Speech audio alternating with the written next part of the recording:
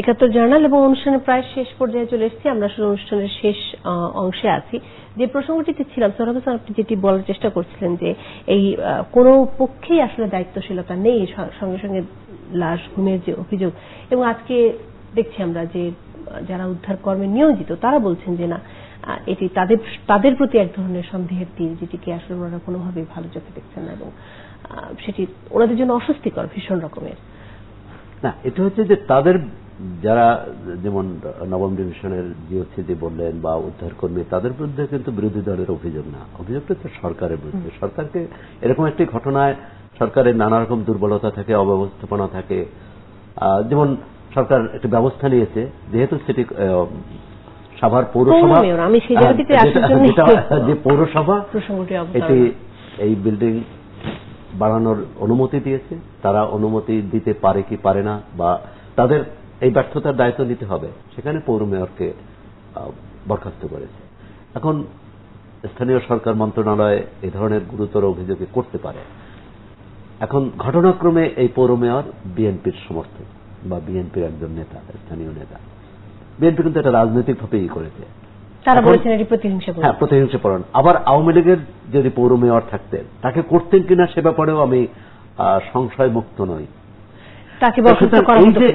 এই যে এক যাত্রায় দুই ফল যাতে না হয়, এরকম যদি আরেকটি ঘটনা যেখানে আওয়ামী লীগের দায়িত্বপ্রাপ্ত লোক, আওয়ামী লীগের নেতা, পৌরসভা হোক, সিটি কর্পোরেশন হোক, সেখানেও যদি একই রকম ব্যবস্থা, মালিক যিনি তার ক্ষেত্রেও তো বলা হচ্ছে যে তিনি আওয়ামী লীগের কোন কোন স্থানীয় নেতার মদতপুষ্ট, এরকম অভিযোগ তো আছে।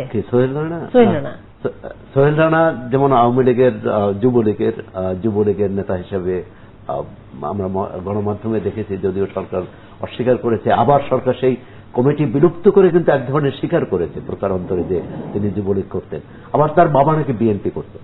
তাহলে এই যে যেটা পেশ করে বললেন যে আমাদের দুই দলই কারো প্রতি আমাদের আস্থা থাকার কথা না, যে যত অঘটন ঘটে, যত অপরাধ সংগঠিত হয়, যত অনিয়ম হয়, এটা অনেক সময় মিলেমিশেই করে। তো এই যে মিলেমিশে করা এবং মিলেমিশে আবার দেখা যায় যে অপরাধীকে ছাড় দেওয়া হয়, আমরা এই সাভারের মানবিক বিপর্যয় থেকে আমরা এটি শিক্ষা নিতে চাই যে কোনো ছাড় দিবে না। সোহেল রানা গ্রেপ্তার হয়েছে, ভালো সরকার কৃতিত্ব দেখিয়েছে যে পালিয়ে যাওয়ার সময়, দেশ থেকে পালিয়ে যাওয়ার সময় গ্রেপ্তার করেছে, তার বিচারটা নিশ্চিত করতে চাই। কারণ বিচার যদি না হয় আর এ ধরনের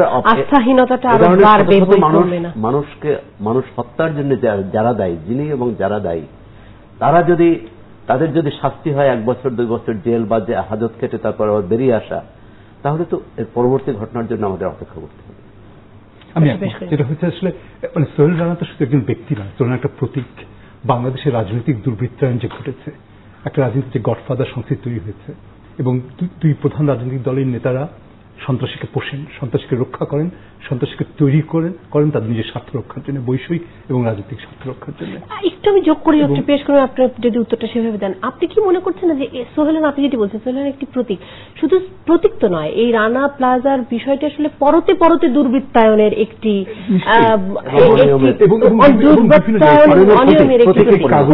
একটি কাগজে দেখলাম যে পুলিশের ওসিকে নাকি 50,000 টাকা করে মাসে দিতেন সোহেল রানা, এবং এসআই কে 15,000 টাকা দিতেন। এবং ওই আরেকটা কাগজে দেখলাম, না ওই কাগজে দেখলাম ঠিক মনে নেই, যে এসআই মুখে কাপড় বেঁধে দিচ্ছে সোহেল রানা যাতে কেউ না চিনে পালিয়ে যেতে পারে, পুলিশ সাহায্য করছে। সর্ষেতেই ভূত। এই রাজনৈতিক মানে এই ফাটল তো শুধু রানা প্লাজার ভেতরে, এই ফাটল শুধু রানা প্লাজাতে ফাটল নাই, ফাটল প্রশাসনের ফাটল, আমাদের রাজনৈতিক সংস্কৃতির ফাটল, আমাদের রাষ্ট্রযন্ত্রের ফাটল। এবং এই রাষ্ট্রযন্ত্র যদি ধসে পড়ে, এর পেছনে এর নিচে 16 কোটি মানুষ চাপা পড়বে কিনা সেটা একটা উৎকণ্ঠার ব্যাপার। আরেকটি ছোট্ট এই যে ছবিগুলো দেখছি, ছোট্ট একটি খবর বাদ পড়ে যাচ্ছে আজকে আমাদের আলোচনা থেকে, সেটি হলো যে বুদ্ধিজীবী হত্যার অভিযোগে মঈনুদ্দিন খালেদ এবং আল বদর বাহিনীর নেতা হিসেবে এরা দুজনেই পরিচিত। একজন হচ্ছেন আশরাফুজ্জামান, আরেকজন হচ্ছেন চৌধুরী মঈনুদ্দিন, এবং তাদের দুজনের ছবি আমরা দেখতে পাচ্ছি, এবং তাদের কাছে গ্রেফতার করা হয়েছে। গ্রেফতারি পরোয়ানা জারি করা হয়েছে তাদের বিরুদ্ধে। কেমন ভাবে দেখছেন খবরটিকে? খবরটিকে দেখছি যে রাষ্ট্রগুলো মানবাধিকারের কথা বলে, ইংল্যান্ডে আছেন, যে রাষ্ট্র মানবাধিকারের জন্য সোচ্চার, একজন যুক্তরাজ্যে আর একজন যুক্তরাষ্ট্রে, তারা কিন্তু এখানে বিচার নিয়ে, যুদ্ধাপরাধীর বিচার নিয়ে প্রশ্ন করছেন, যুদ্ধ বিচার যৌক্তিক মানে আইন, আন্তর্জাতিক আইন মানা হচ্ছে কিনা সেসব বলছেন। কিন্তু যে দুই অপরাধী, চৌধুরী মঈনুদ্দিন এবং আশরাফুজ্জামান, দেখা যাচ্ছে তারা একজন দুজন নয়, বহু সংখ্যক বুদ্ধিজীবী, ঢাকা বিশ্ববিদ্যালয়, ঢাকা মেডিকেল কলেজ এবং তখনকার সাংবাদিক নেতা যারা ছিলেন, সাংবাদিক, সক্রিয় সাংবাদিক ছিলেন, তাদের হত্যা বাড়িতে বাড়িতে গিয়ে তাদের নিয়ে হত্যা করেছে। তারা এবং চিহ্নিত, মানে অন্য অনেকের ব্যাপারে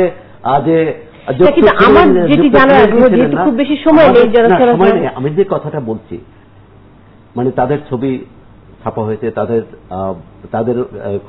তাদের যে অতীত আমল নামা সেটাও অজানা নয়, মার্কিন পররাষ্ট্র দপ্তরে অজানা নয়, ব্রিটিশ পররাষ্ট্র মন্ত্রণালয়ে অজানা নয়।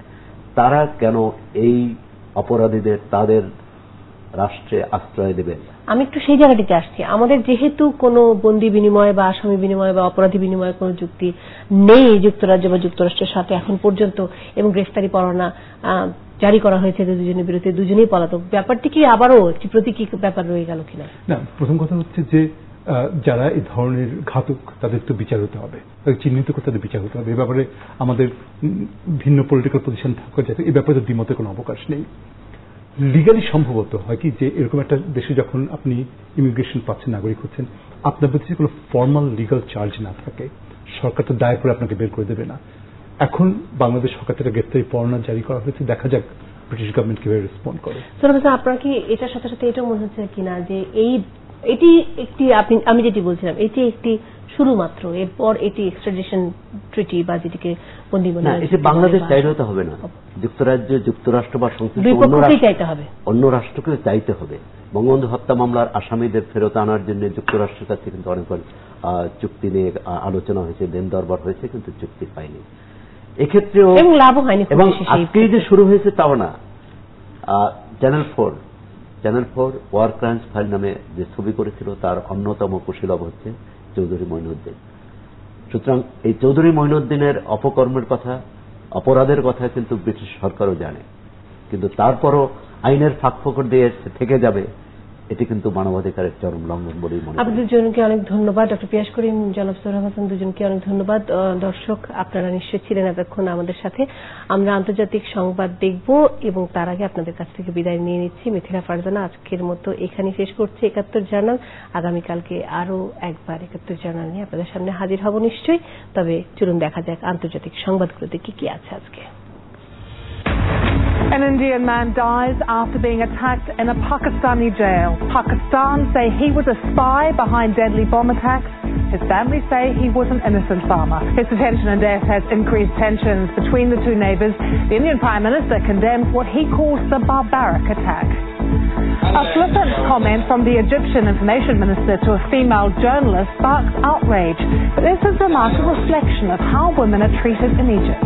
And the Spaniards are out as two German teams prepare to take on each other in the Champions League final. Are we seeing a new world football order? 3 more people have been arrested accused of trying to obstruct the Boston bombings investigation. Did they try to help the main suspects get away? Shocking images purported to show an aircraft crashing in Afghanistan. And is this the end of an era for one of European football's greatest club teams? A U.S. citizen is sentenced to 15 years hard labor in North Korea for crimes against the government. An Indian prisoner accused of spying dies in Pakistan, triggering a new dispute between the two countries. And the latest evidence that early North American settlers resorted to cannibalism to survive.